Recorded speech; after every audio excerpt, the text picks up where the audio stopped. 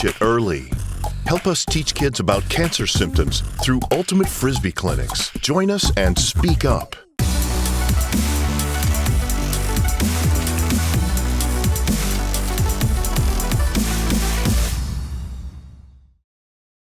Another name to see, Comenda, we're seeing her on the field, number 15, another addition to this Canadian team, player who lives here in London. She's got that dangerous lefty around that she's been using for years to break open offenses. That time catches the wind a little bit too far.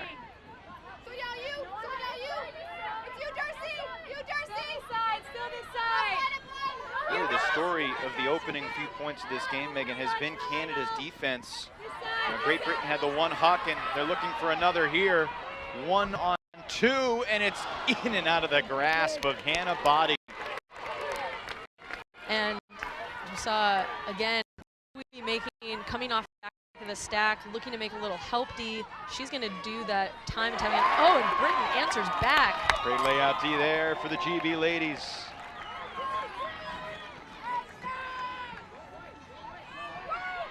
So just like that, Great Britain gets a chance with a short field turn to get 2 on the board and even things up here. Should be Britain's first break of the game. And they've done it. Just to have gotten her back turn, maybe thought she was getting help from behind. Able to slot that disc in for the easy open side score. And Great Britain's first break. Strong answer after falling behind 2-0.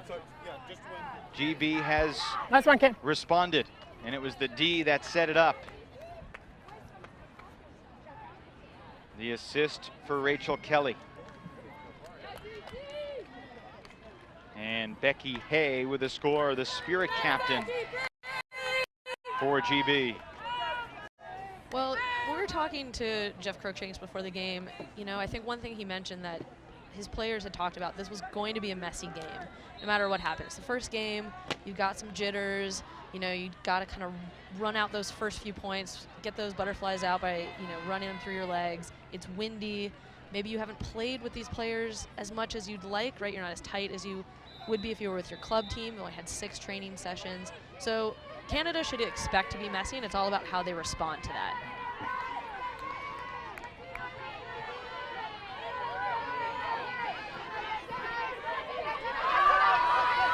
And the disc put up for number 88, Kate Wary, who hauls it in and looks for the high backhand, and she's got her receiver.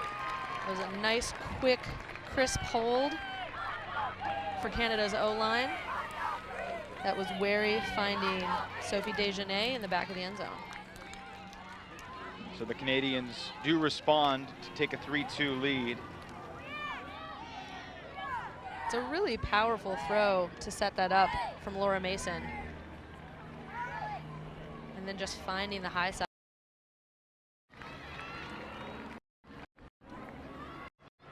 Desjardins with the score.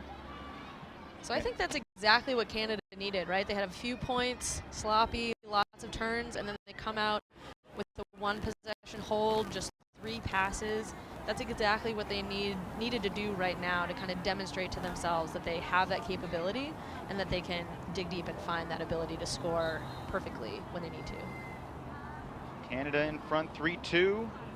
Alongside Megan Molteni, I'm Evan Lepler. We want to welcome you to the World Flying Disc Federation's free streaming coverage of the 2016 World Ultimate Championships here in London, brought to you by VC Ultimate, proud to be the official merchandise partner of the World Flying Disc Federation. Through Ultimate Frisbee Clinics, along with members of USA Ultimate and the World Flying Disc Federation. Backhand floating in the air, hauled in by Hay to the end zone. What a point for Great Britain. Alice Beeching in the end zone. Tic-tac-toe down the field goes GB. That was an excellent little use of the break space along that backhand sideline. Got a few lefties on their team, which they use to open up the field. There's a little lefty flick we're going to see in this replay. To kind of continue that motion, continue exploiting the space to the break side after this nice catch by number 41, Becky Hay. And then you see the excitement right after. Great to see teammates pumping each other up, excited by their play. So it feels, Megan, like the wind has died down a little bit from what it was perhaps an hour ago during the opening ceremonies. I think both coaches were kind of expecting an uglier first half, and this has been pretty clean these last couple points. Yeah, I think they have settled into things pretty quickly. You know, like you said, a little number of turnovers the first few points, but yeah, really clean holes from both teams' offenses the last two. I think, you know, whether or not Great Britain will be able to apply the defensive pressure to make Canada really have to work is something that we have yet to see from them. But they're going to get a chance right here. Canada on offense. Laura Mason, one of the 4 captains for Team Canada. Danielle Fortin. Her throw deflected and cleaned up, knocked away by Ange Wilkinson. So Great Britain here, after trailing 2-0 with an opportunity to take its first lead on D, and somehow that was caught by Veralles, and she uncorks a deep shot. Looking for Wilkinson, but Kat Huey. It's the second time we've seen her peel off the back. She is so smart, she's so aggressive. She takes off from her defender as soon as she sees that deep look going, able to get a hand on it and give Canada a chance to hold their O point. And Canada with a goal line turnover. Great Britain counters! And they take the lead for the first time this game. Canada is gonna want to get that point back. You know, great D by Hui to bring possession back, and then just a mistake, just a drop right there on the short field turn. And Jeff Cruikshank has seen enough. Great Britain on a 4-1 run. Team Canada takes a timeout. Just a careless drop on the goal line from Laura Mason, uncharacteristic. Great Britain not wasting any time to counter. How has Great Britain gone on this run, Megan? Well, I mean, I think they start with their hold, right? You have to, the only way you can start going on a run is to take your O point. And then defensively, you know, I don't know that they have it's a new thing. necessarily earned the turns. They're certainly playing good open side, you know, person-to-person defense, forcing Canada to look for lower percentage throws. We saw both teams were like earlier in that a point step offside coming last from time. an IO shot we'll give them that popped up in the air. And then the second turn coming from a drop. And so while you know Team Canada has defense, it's more of a concern, concern, but unforced errors. Yeah. I'll just remind them before the next ball, both teams. You know, they are applying the pressure, that's forcing them to take those choices and not giving them easier things to look at. Well, when the schedule came out, certainly this matchup in Pool C looked like a very tasty opening round game, with the host country facing Team Canada. Now, right behind us right now, the Japanese women, which are the top seed in Pool A here at Worlds, taking on the New Zealand ladies. And we'll actually see later in the week that teams from this Pool C will be crossing over with Pool A as we move into power pools. So if Canada can come back from behind here and hold their 1 seed in the pool, they would actually see Japan before bracket play to kind of decide who would be the 1 seed going into quarterfinals. Pool C consists of Canada and Great Britain, obviously. Switzerland, Germany, Denmark, and Austria. The other teams in Pool C. There are 2 pools of 6 and 2 pools of 7. And if I'm doing the math correctly, it means 30 women's teams, 30 countries competing in the women's division here at WUGC. Several for the first time. A lot of excitement for the Team India women that are at Worlds for the first time. And out of the timeout, a shocking first throw drop from Marie Genet. What is going on with the Canadians? That is not what Canada needed to have happen coming out of that timeout. Giving Britain the short field to work with. Hart This is Jenna Thompson, who's considered the heart and soul of the team, the captain. Had that great layout D earlier. Lefty backhand over the shoulder of the defender, Fortin. Hart has her shot to the end zone picked off by Drummond. And that's just unfortunate. Great Britain having a chance to make take a huge lead, 2 points. And just but they will get it back with just a miscommunication on Canada's O-line. Team Canada has certainly shown a streaky side to them. In their exhibition game a month or two ago against Team USA, they fell behind 5-1 and they stormed back into the game. And I told Jeff Cruikshank there were times where you looked overmatched, and there were times, frankly, that USA looked overmatched against you.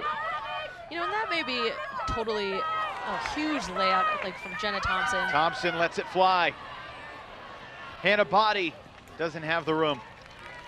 Like you said, Jenna Thompson is the heart and soul of this British team, and she has already showed 20 that seconds. she is ready to go to work to put her team on the map early in this tournament. We've seen layout blocks, layout catches to save possession.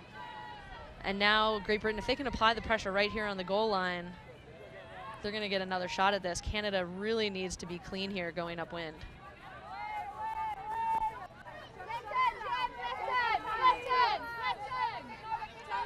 Another chance, breaking the mark, and a drop from Laura Mason. The wind is subtle right now, but it's picked up slightly in these last couple minutes, and it's a crosswind, so that backhand was sort of being pushed by the wind coming toward her. Perhaps got there a little too quickly. Contact in the middle of the field. And no call made. The drop before the possible foul. That's Darcy Drummond with a nice heads-up D to give her team a chance to still hold here. Pleshikov took off. She's got it. About 15 meters from the end zone. Nice cut, nice shot. Canada has tied it at 4. And that's a missed opportunity for Great Britain. They have the goal, the disc on the, within 15 yards of the end zone, 2 to 3 times that possession to go up with their second break. I think Canada did a really great job to kind of buckle down, play defense in their own end zone, defend, and give themselves a chance to open things up with this deep shot that we see Pleshikov saying, I don't want to play offense in our own third. Let's spread the field, and Laura Mason not making a mistake that time, hauling it in for the goal. But I do think that, what we just saw that point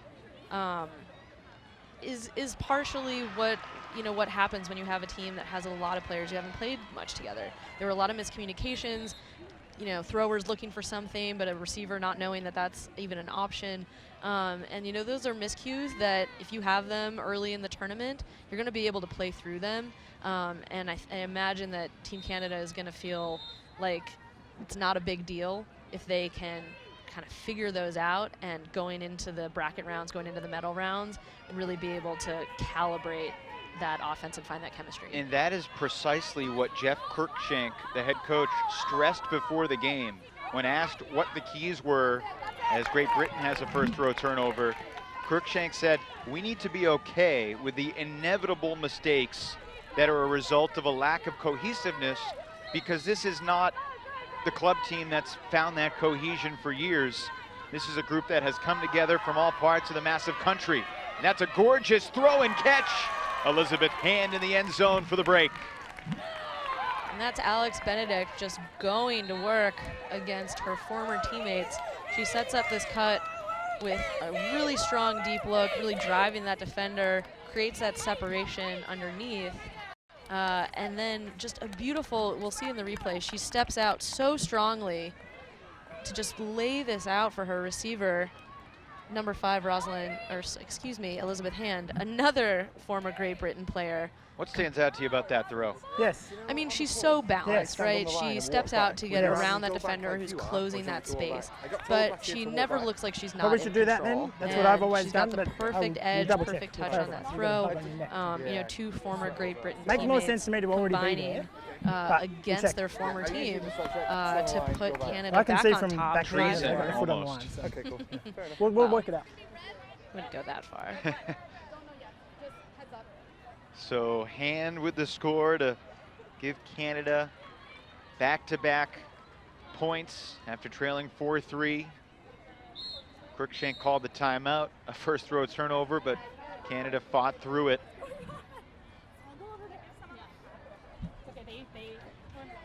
Day 1 of competition here in London.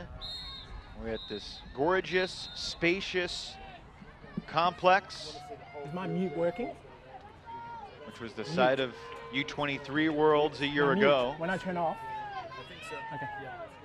And there were a number of players actually on this on this Great Britain team who were on that U23 team that competed last year, who've now kind of moved up the ranks, competing for their women's team.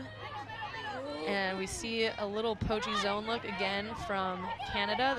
A lot of these players do come from traffic, and they're kind of famous for having multiple junk sets, and now they've transitioned into man as Great Britain moves up that break sideline. And worked out. Here's Jenna Thompson. And her throw is defended. Terry Whitehead got in the passing lane. It's a great just athletic D from Terry Whitehead. She's trailing her player a little bit, finds that inside lane. Disc is hanging, and she just beats her player to the spot. And now she takes off immediately, creating space for number 22. That's Boback, and hits her. Back to Whitehead. Give Whitehead the bookends, and 3-0 run for Canada. I hate to say it, but that's kind of classic Terry Whitehead. Get the run through under D, create some space for your teammate, and then run down a huge huck. That's what she's known for. That's why she is so deadly in both the club game and on this national scene. And a nice throw on the high release from Boback, knowing that Whitehead had plenty of room to roam in the back of the end zone there. That's right, she has to get that off before the defender closes. It is a break throw, but she knows, like you said, that defender is going to be on the wrong side, and Whitehead will have a lot of space to run on. The turnovers and to So play for style. Team Canada, Megan, we've seen them struggle to catch the first throw, and we've seen them march down the field like there's no defense at all. Is that just the inconsistency of this team? They can be great, but they can also struggle and struggle with their synchronicity at times? I think that's possible. I mean, I think we're also seeing a couple different lines. So some of those lines have more, traffic teammates. There's a line that had 3 former Capitals teammates on it. So, I think Cruikshank is probably at this point playing with his roster, playing with his lines, seeing if he can kind of create that chemistry by looking at players who have historically played together and getting them on the field at the same time. So, yeah, I think there's some of that. We have David Price down on the field, a third member of our broadcast crew, and he just relayed the message up that GB is concerned about setting up their stack a little too deep. We'll see if they make an adjustment. Certainly good flow in the first couple throws on this point, but an excellent run through D from Team Canada's Sophie Dagenet. Yeah, I think, Great Britain largely runs Icini's system, which is aggressive, cutters downfield, really chewing up a lot of yards, trying to get space underneath or looking over the top. But against, the top athletic teams, they're just finding themselves outmatched. Canada, 4-0 run, and within 1 of half. Again, it's bookends. This time, Sophie Dagenet for Canada. Wally. And I think Great Britain, they're used to Just being one of us has able to chop. to Okay, just to the use their Gotcha. legs, It's a new one on beat me. people to the Yeah, open that's fine. side. What was that We about? see that this, trying to do that in this play, just out athleticized. Again, kind of similar run through D. And then Canada taking a different tack, right? Like really using their throws to open up space to that break side to play into areas where defenders are not. And I think that is the thing that I think really is separating these two teams right now is Canada's ability to break the mark and continue to move into that break space. Whereas it seems like Great Britain, when they can get a break off, it kind of stops with that player. That momentum stops. Either players aren't looking for it or Canada's marks are closing quickly. But Canada, by forcing Great Britain to play in the small side of the field, has now generated a number of turns on that open side in quick succession. Great crowd on hand here in London. It is so much fun to see all the different jerseys from all around the world, and so many of these players have been at multiple international tournaments, and players from Asia and Australia and Europe and North America, South America, all reconnecting, and you see the looks on the faces. There's a little nerves, but there's also just great excitement and anticipation on the morning of day one. And I think, Megan, and we were talking about this a little yesterday, unlike a typical weekend tournament, it's hard to get your bearings in a tournament like this when it's a week long. So many teams are acclimating to a different time zone, and while some players had the luxury of coming in a week ago or 4 days ago, there are some that just arrived yesterday. And traveling across the world is not the easiest thing to do. Yeah, not at all. On the other field where we see New Zealand taking on Japan, and I was talking to them yesterday, it was about 27 hours of travel straight through. They came in a week ago to be able to adjust, but they came the farthest of any team. I think Great Britain probably happy that they have that kind of home field advantage, at least in some sense. They're able to go to sleep at the time they want and get up at the time they want. And that has to be a really unquantifiably large advantage. Is it as simple to say, Megan, that the team that has the best throwers is probably going to win, or is that too simple? Well, who's going to catch the throws? There is that factor to consider as well, sure. I mean, I do think that when we're talking about, at this level, theoretically, each team is going to have world-class throwers. And then a lot of it's going to come down to sheer athleticism and also chemistry, right? Because in this format of this tournament, you don't have a lot of opportunities to mess up, right? You have some time, some early games, but every game matters. And so if a team has an off day, they can go down to maybe a less good team who's having a perfect day. Oh, what a throw that was from Fran Scarampi. Some beautiful backhand. Jackie Veralls needs a reset and gets one. So speedy up line. Veralls could not make the grab, and it's spiked by the laying out Saint Arnaud. I think if Elizabeth Hand doesn't come over to make that play, that's a goal. Elizabeth Hand, ex-GB, now playing for Team Canada. And another key member of Great Britain's teams from the past, Katie Forth, playing with Team USA women, her dual citizenship. But a turnover near the goal line and an opportunity. Hannah Brew to pick it up.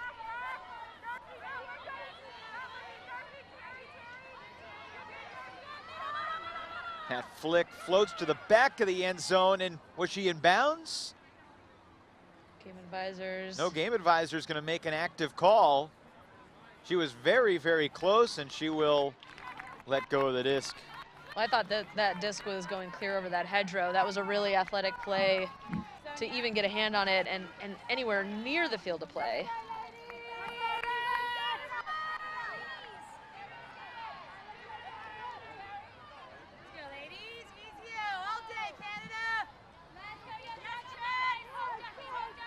I like this matchup, Ange Wilkinson on Kira Frew. Kira is a very talented thrower. She's small in stature. Just as I say that, a big pull going up downfield. And it's Elizabeth Hand running it down, the two-handed claw catch in the end zone for Canada. 10-5, Team Canada leads Great Britain. And that was Melissa Dunbar with that huge throw across the field. Frew sets that up with a little break throw to her, and she creates that space to that side, and then able to just launch it. Huge throw. And here's our first look. Did she stay in bounds? I don't think she did. I think that was the right call. But that's a tough catch to make in traffic, trying to find that line. And a tough call to make for the players on the field. When did she catch it up high and where was her foot down low? So from end zone to end zone, Canada makes quick work of that last possession. Gets their D-line back out there, looking to go up by 6 in this first game against Great Britain. So again, the way the women's format works, you have the 4 pools. 2 of them have 7 countries and 2 of them have 6 countries. And as you said, Megan, there's not a whole lot of time to make mistakes because every game counts and only the top 2 teams from each pool make it into the quarterfinals. So you slip up once and then all of a sudden the pressure's on because that second loss could be the one that cost you a chance to win a world championship. That's absolutely right.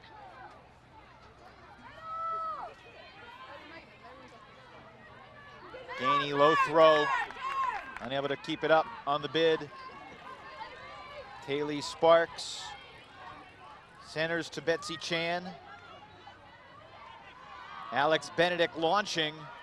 A pick might have been called, and the disc falls to the grass, but perhaps it's coming back. Yeah, so for those of you at home in the U.S. are probably saying, oh, why isn't she running to catch that disc? You got to keep it alive. But per WUFDF rules, thrower didn't recognize the call was made before the huck went up, and so the disc will go back to Alex Benedict, and Canada will maintain possession.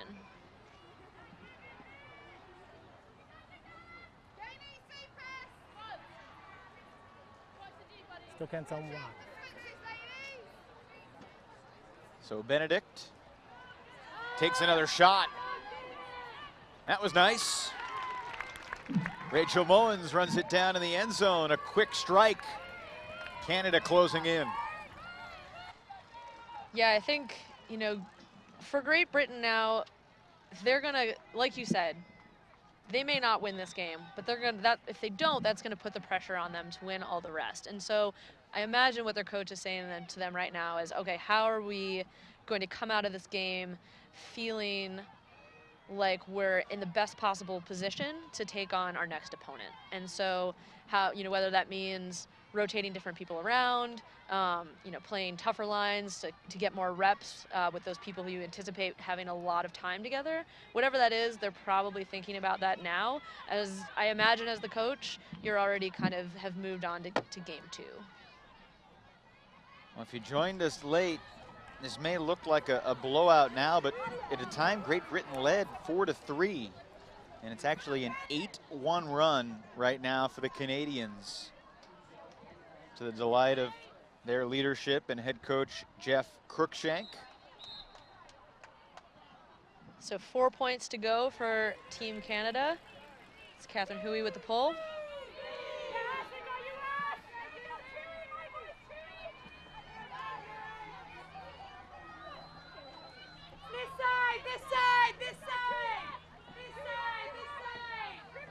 Some junky defense here near the goal line, clogging some lanes downfield.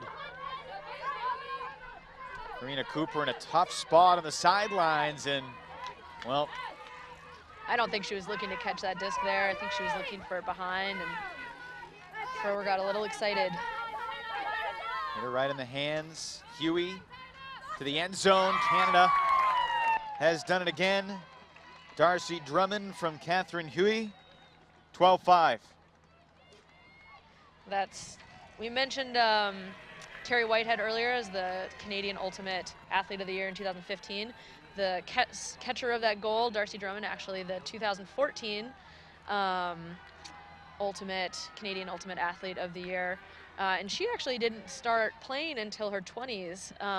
Unlike a lot of her younger teammates who have been playing and participating on the national scene for Canada, you know, since they were junior worlds players, like, you know, the assist there, Catherine Huey, she's been a dominant player in the Canadian youth scene, finding her much older teammate who kind of found the sport a lot later after playing a lot of soccer and a lot of basketball. So Canada with a 12-5 lead. This is just day 1 of Many days of competition here in London. On the showcase field coming up next, we'll see really one of the tremendous games of the opening rounds in the men's division. Australia and Colombia, two countries that are determined to crack the top 3 or 4 in the tournament. And it was interesting, we asked Jeff Cruikshank on the women's side, and said, who do you think will really contend alongside yourselves in USA and Japan? And he said both Australia and Colombia on their best day could knock off anybody. Do you agree?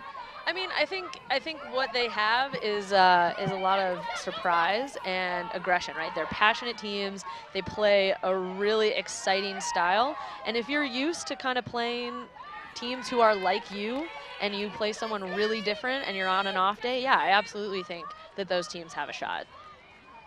It'll be interesting to follow.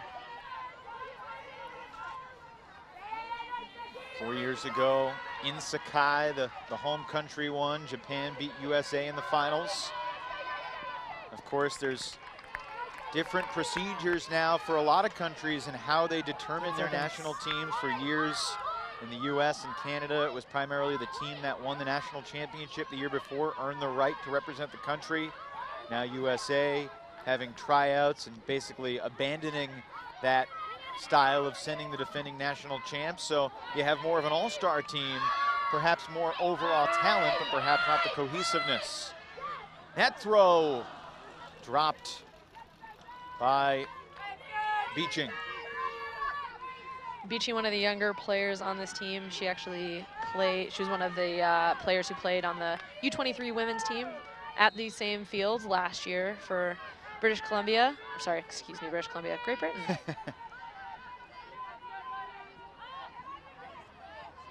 Good backhand fake to open up the flick to Elizabeth Hand, and now Michelle Ning.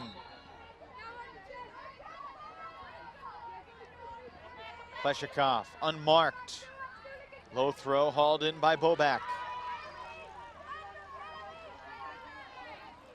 And a nice idea, but unable to execute the upline shot to Ning. Yeah, I think just looking for one too many to that side.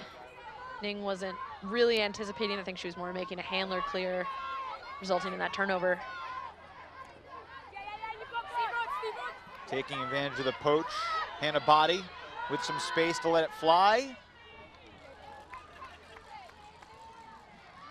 And there's no call. Been a fairly clean game in terms of calls and good spirit on both sides.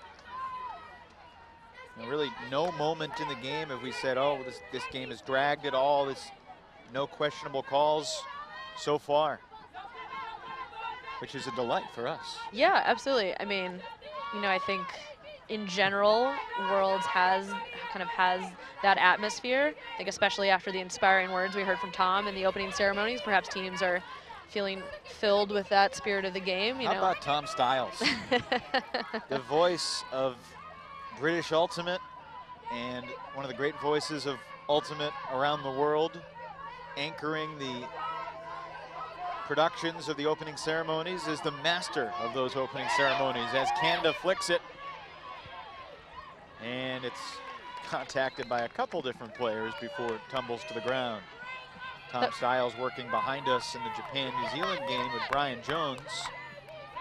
I'll be alongside Brian Jones for the Australia-Colombia men's game coming up a little bit after this one. This point is turning into a long one, a lot of possessions per team, but Canada is still creating some stifling defense. Nice movement now. And that becomes the 7th turnover of the point. That's Hannah Body unable to run that one down off of a nice backhand huck from Becky Hay.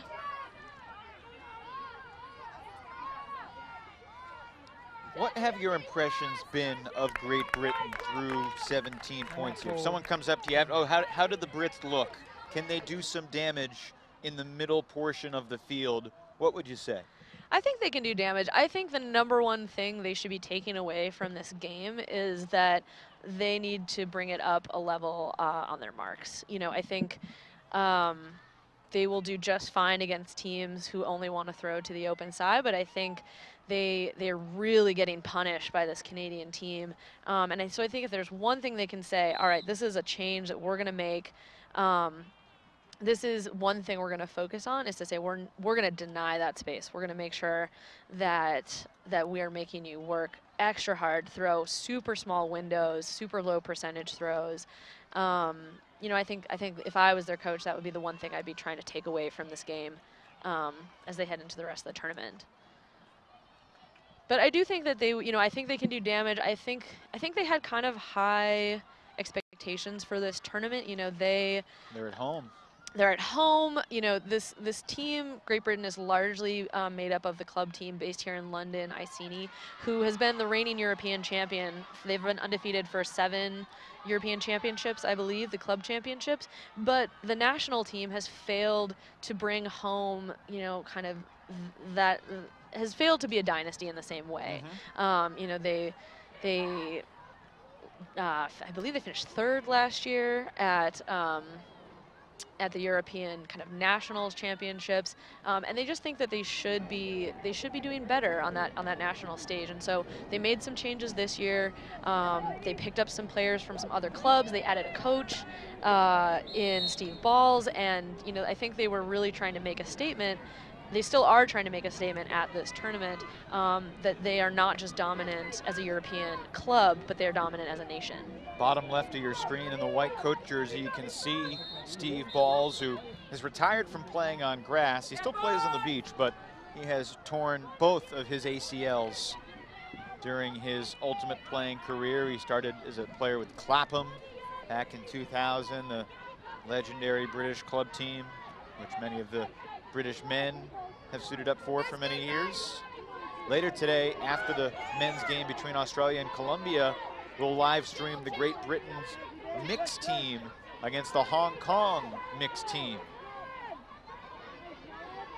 And that will be my first opportunity to work alongside the great Tom Stiles. So I am giddy about that chance. Well, Great Britain a chance here off of that Canadian drop to get another one on the board. A little bit of clogging downfield. Nice rip from the sky there, Fiona Kwan. And a good 15-yard gainer to Hannah Body.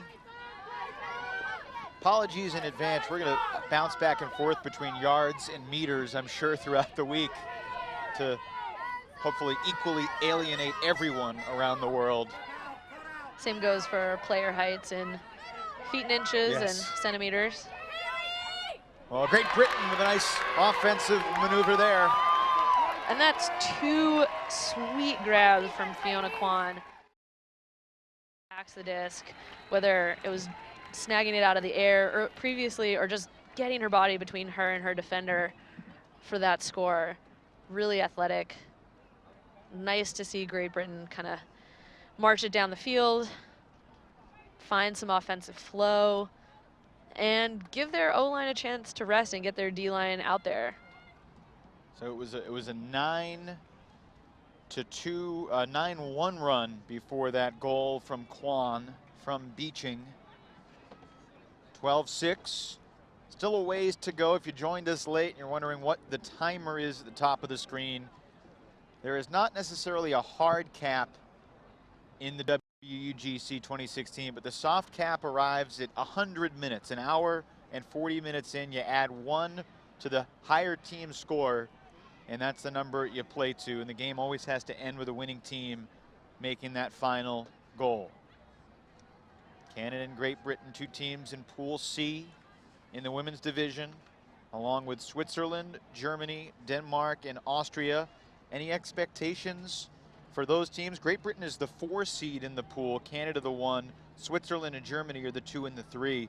Which of those teams do you think has the best array of talent to challenge the Canadians in Pool C? I think it's entirely possible to see this team shaking out Canada 1, Germany 2. This German women's team is really strong. They took home gold at the Windmill tournament not that long ago, just a few weeks. they are very talented. They're very deep. They have a lot of players who've been playing, who played in Sakai, who have Worlds game experience, and they've beaten this British team at least twice now this spring. And so I think based on that record, we know that they can at least challenge the Brits. And I think based on their kind of height and athleticism, could give this Canadian team a good game for sure. We'll have our eye on that one. You know, top 3 seeds in Pool A, Japan, New Zealand, and Mexico. So we'll learn a lot from the result of the Japan-New Zealand women's game that's happening behind us right now. USA, Finland, and Singapore, the top 3 in Pool B. Also France, the Netherlands in that pool. And then Pool D has Colombia, Australia, Italy, Russia, the Philippines, and Spain. It's going to be a fun week of games. There's a lot of teams we're not used to seeing, and we're really excited to be able to stream them to everybody at home. One of the really attractive things about this tournament is seeing different countries compete for kind of different personal goals as Canada gets the D in the end zone to retake possession. That's Joanna Robury with the D. Nice looking huck from Kate Wary, but she's trying to find that outside shoulder of her receiver, but I think just a little aggressive given how well positioned Robury was on the D.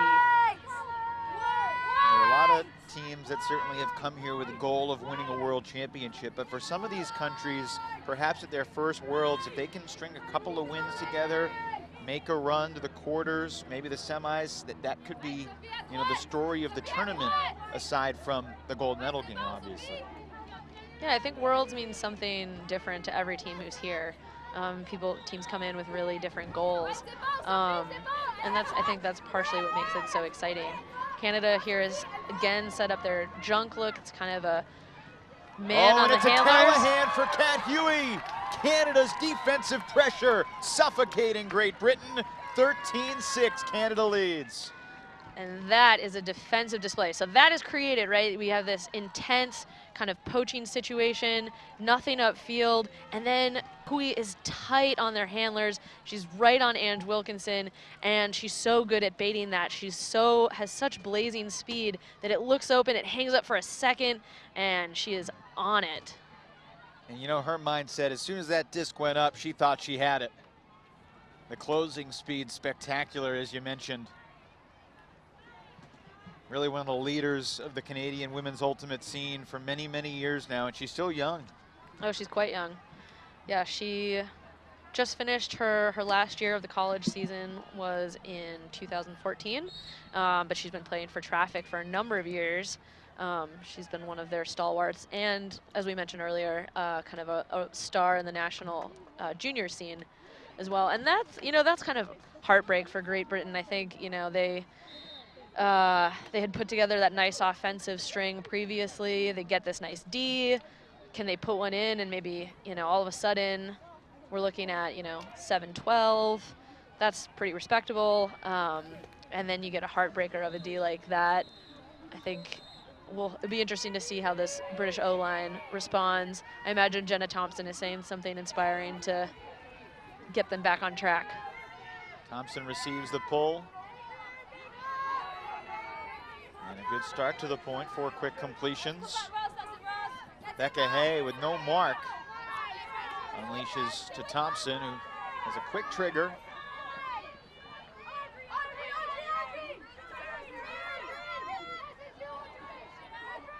Jen Hart, marked by Rianne Bolby.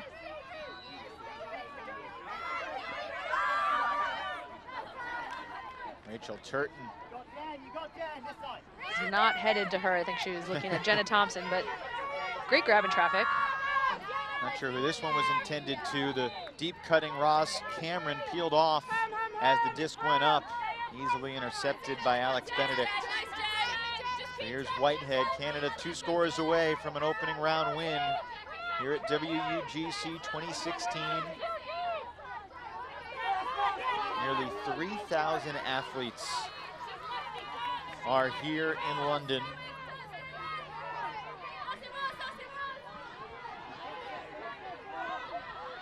Looking long, and that will not work. And I see what Dunbar was looking there. 20 She'd seen seconds. Benedict kind of peel back to the middle and expected her to turn back over that shoulder for the little kind of cheeky button cut to the back of the end zone, but Benedict, I think, was looking to clear to make some space for her teammates. A little bit of miscommunication gives Great Britain the disc back.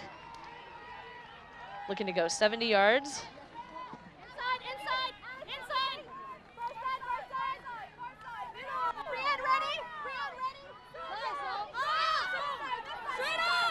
Good little double move on the cut from Cheska Tyler to get open, shaking free of Sonia Commenda. Another deep look, and it's hauled in, laying out just shy of the goal line. Becca Hay needs some help, gets the reset. Tyler to the end zone, that'll work. The fans cheering here in Great Britain. Becca Hay all over that point. She started out handling in the backfield with Thompson at the beginning of that, and then we see we see her streaking deep for the Thompson Huck, able to get low, get to the ground, reel that disc in, and then another close catch on the goal. There have been some sequences in this game that the GB offense has looked very spunky. I mean, they've played with a fearlessness in certain sequences of this game that's impressive. Yeah, I think it's tough. It's tough to go out in a game where you're down by a lot and continue to play, aggressive, fun, flowing offense. And I think that point was a great demonstration of exactly what they're going to need if they're in a closer game, right? They're only down 2 points, instead of 6. How do they find that moment? How are they able to pull that out? I do think that it's possible that they're missing the downfield presence of Ram Hanna, who is a big, aggressive, fast target for them downfield, and she's out for this tournament. Broke her collarbone at Windmill. Yeah, she's Tough on the loss. sidelines in a sling here cheering on her teammates, but I'm sure they would much rather have her out on the field. Looking for Mason. Laura Mason on the clean, smooth offensive point. Canada within 1 of a win. 14-7 now. And that's just great open side offense. Super smooth, super easy. Just swings out to Pleshnikov on that under, and she just steps out wide around her mark. Mason going to the rack, putting them within 1. That's what you want, right? You want to be able to close out games. You want to be able to say, let's make a play call that allows us to score this quickly, get our D-line out, and end this the way we want to, instead of having to grind out lots of points against a team who's trying to claw their way back in. So many of the men's teams and mixed teams might just have 1 game a day early in this competition, but the women's teams largely, Megan, have multiple games a day, so that's further incentive to want to close it out faster.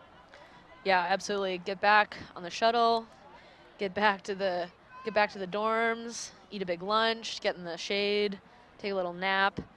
I mean, the schedule is relaxed, but it can be really hard to find a rhythm. It can be really hard to go from field frisbee mode to hanging out at home, in your dorm room mode, to coming back and being able to gear up for the next game.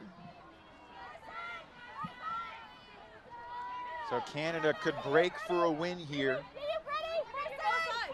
GB trying to take care of business on offense. This is Kwan. The reset. Kelly marked by Ning. Kwan to the under.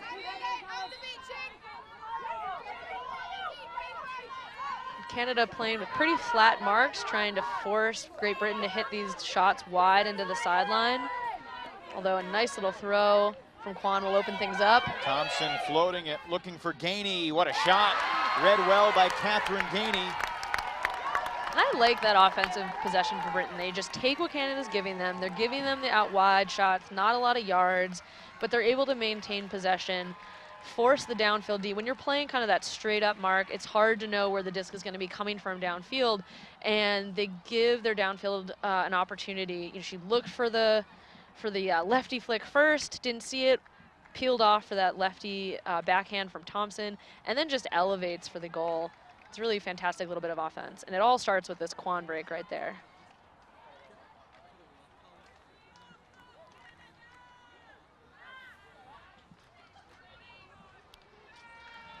So Canada will now be receiving to close out this game, get a chance to do it on offense. And this is the only game of the day today for both of these teams. But tomorrow they're back in action early. Great Britain plays Denmark, Canada versus Austria.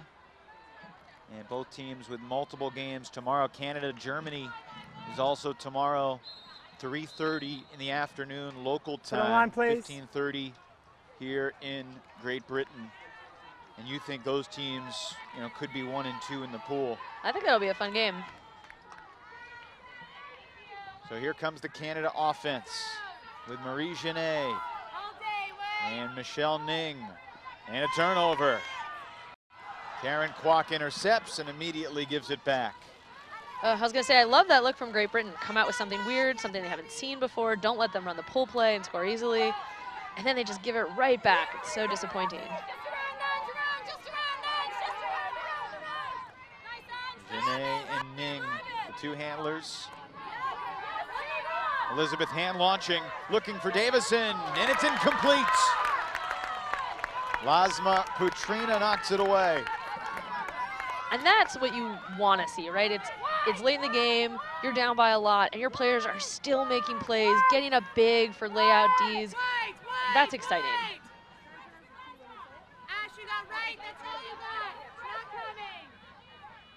We see Canada back in that junk set that resulted in the Callahan, and you see no players in the end zone saying, no way, we're not gonna let that happen again. The hammer worked and a huge throw in the end zone, just shy of it. Putrina, who had the D, hauls in the backhand from Scarampi. Wide open player on the near side. Scarampi forced it in there and intercepted by Bowlby, who was stride for stride with Rowberry in the end zone. Yeah, not only that, but Davison was also there in coverage. There's no mark. Why force that? Yeah. You're on the goal line.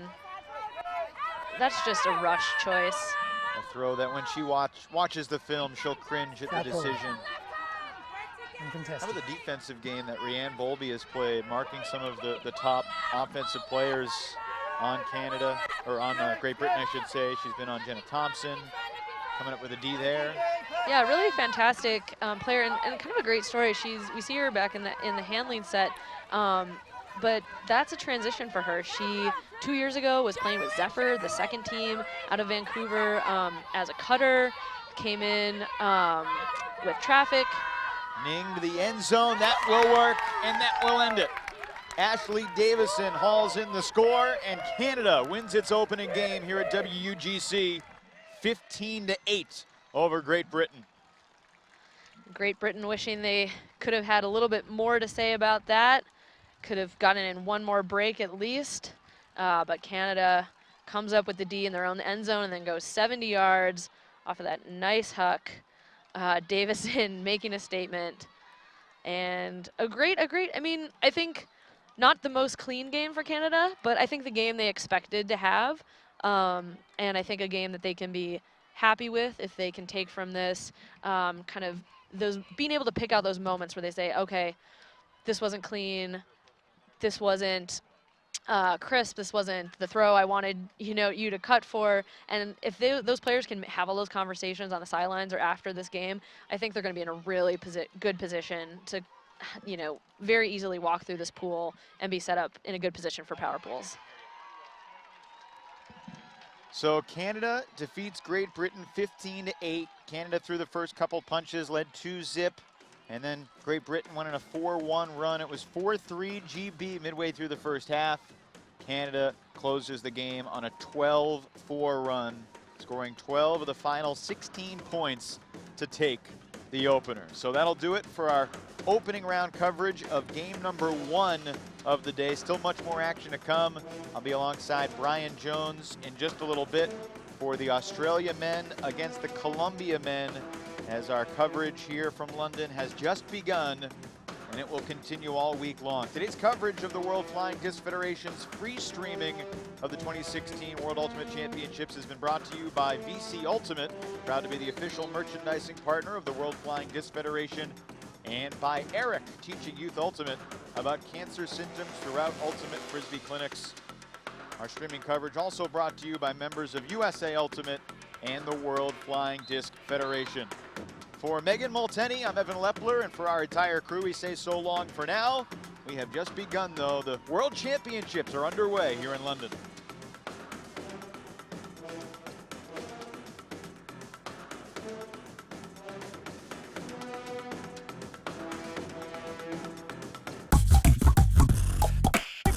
Catch it early.